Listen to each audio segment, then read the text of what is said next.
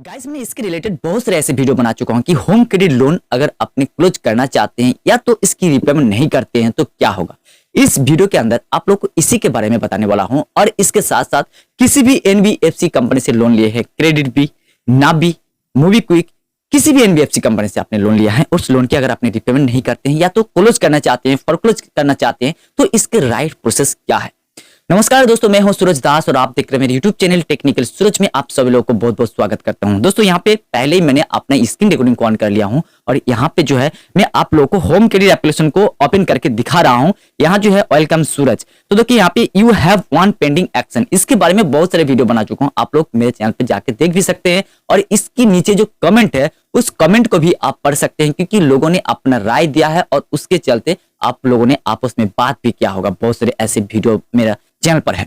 तो दोस्तों यहाँ जो है आप लोगों को मैं बता दूं कि अगर आपने होम क्रेडिट जैसी कंपनी से आपने लोन लिया है और इस लोन को अपने रिपेमेंट नहीं कर पा रहे हैं या तो आपने इस लोन को क्लोज करना चाहते हैं, फॉरक्लोज करना चाहते हैं, तो यहाँ पे सबसे पहले आप 3 लाइन पे जाना और यहाँ पे माई लोन पे यहाँ पे जो है आपको सपोर्ट पे ऑप्शन पे मिल जाएगा या तो कॉन्टेक्ट पे भी जा सकते हैं। यहाँ पे नीचे कॉन्टेक्ट देख रहे हैं, तो इस कॉन्टेक्ट में जाने के बाद यहाँ पे एक पढ़ लेना कि इसका जो कॉल आस, यहाँ पे इस नंबर से भी कॉल कर सकते हैं, लेकिन हाँ जो होम क्रेडिट कस्टमर केयर है यहाँ पे कॉल करने के लिए आप फ्री नहीं कर पाएंगे क्योंकि आप सोच रहे हैं भाई मेरे तो मोबाइल पर यहाँ पे रिचार्ज करवा रखे हैं, लेकिन उस फ्री रिचार्ज पे भी नहीं होगा जो अपने 149 में, जियो में जब भी आप रिचार्ज करते हैं अपना डाटा के साथ, यहाँ पे आपको टॉप अप बैलेंस जो मेन बैलेंस होता है उस बैलेंस आपको रिचार्ज करना होगा, उसके बाद ही आप बात कर पाएंगे यहाँ पे कस्टमर केयर से। तो दोस्तों यहाँ पे बात करने के बाद अगर आप चाहते हैं कि अपना जो लोन है इसे फॉरक्लोज करना चाहता हूं या तो आप परेशान हो चुके हैं, ईएमआई पे नहीं कर पा रहे हैं और आपको परेशान किया जा रहा है, तो दोस्तों आप उस लोन को सेटलमेंट भी कर सकते हैं। तो सेटलमेंट किस तरीके से किया जाता है, अगर आपने पैसा नहीं दे रहा है 4 महीना 5 महीना, तो इसमें कंपनी की तरफ से आपके पास ऑफर आएगा, भाई आप इस अमाउंट को दे दो और अपना लोन को सेटलमेंट कर लो। अगर आप फॉरक्लोज करना चाहते हैं तो आपको फॉरक्लोज की ऑप्शन मिल जाएगा, अगर आपको नहीं मिला है तो आप कस्टमर केयर से बात करके इसे फॉरक्लोज करवाने के लिए बात कर सकते हैं। जो फॉरक्लोज ऑफिसर होता है आपके पास आ जाएंगे और जो सेटलमेंट ऑफिसर है उसमें बात करने के बाद सेटलमेंट ऑफिसर भी आपके पास आ जाएंगे और आपकी जो सेटल हुआ है कि भाई मेरा इतना बच रहा है तो मैं इतना दे पाऊंगा, तो वो लोग अपने आप उसके एल्गोरिथम डिसाइड कर देता है कि इस बंदे से आप कितना पैसा लिया जाए, जो इंटरेस्ट होता है उसका वो छोड़ देता है और बाकी जो उसका मेन बैलेंस है वही आपसे चार्ज किया जाता है। तो दोस्तों इसमें क्या होगा कि आपकी कुछ साल तक नुकसान हो जाएगा, कहीं पर भी आपको लोन नहीं मिलेगा क्योंकि ये जो आप सेटलमेंट करते हैं आपकी सिविल स्कोर के ऊपर बड़ा इफेक्ट पड़ता है। ये सिविल स्कोर ब्यूरो पर आपकी रिपोर्ट भेज देता है कि ये बंदा जो है हमसे पैसा लिया है और इस पैसे को पूरा पे नहीं किया है, ये बंदा जो फाइनेंस की तरफ से सही नहीं है, फाइनेंशियल दिख से ये सही नहीं है।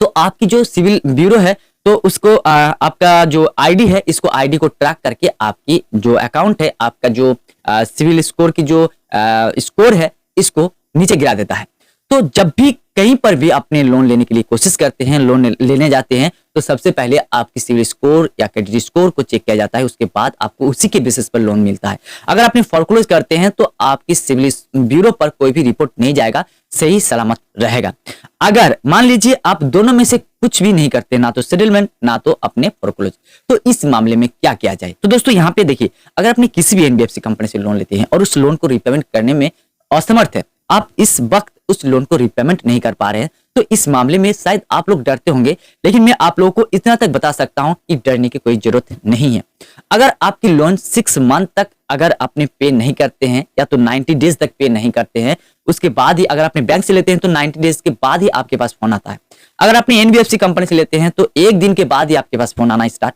हो जाता है। तो ऐसे मामले में 6 मंथ तक अगर आपने इसे अवॉइड कर लिया है तो आपकी ब्याज भी यहाँ पे रुक जाता है और आप इसे पता भी कर सकते हैं कि मैं अभी जो है फिलहाल इसे पे नहीं कर पाऊंगा, 1 साल 2 साल, तो मेरा जो इंटरेस्ट लग रहा है इसे स्टॉप कर दो, क्योंकि जो एनबीएफसी से रजिस्टर्ड होगा वो ऑटोमेटिकली आपकी इंटरेस्ट को यहाँ पे स्टॉप कर देगा और आपकी जो बैलेंस है, जब से यहाँ पे 3 महीने तक आपकी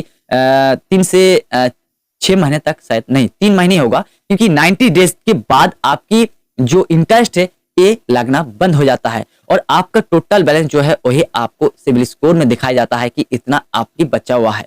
तो दोस्तों अगर आप इसे पे नहीं करते हैं तो आपको कुछ साल तक लोन नहीं मिलेगा, उसके बाद धीरे धीरे ठीक भी हो जाएगा। लेकिन उसके लिए क्या करना होगा, पैसाबाजार.com में जाके आप अपने सिविल स्कोर को भी ठीक कर सकते हैं। अगर आप चाहते हैं कि आपकी सिविल पहले जैसे ही बना रहे तो आप उस पैसे को पूरा पे कर सकते हैं कभी भी कहीं पर भी। तो दोस्तों इस तरीके से अगर आप सोच रहे हैं कि मैंने क्रेडिट बी, होम क्रेडिट, नाबी, इस तरीके की जो एनबीएफसी कंपनी होता है उनमें से लोन लिया है और उस लोन की रिपेमेंट नहीं कर पा रहा हूं कुछ सालों तक, तो आप क्या करें? तो आप कस्टमर केयर से अच्छी तरीके से बात करके इसे सुलझा सकते हैं। इसमें टेंशन लेने की या डरने की जरूरत नहीं है।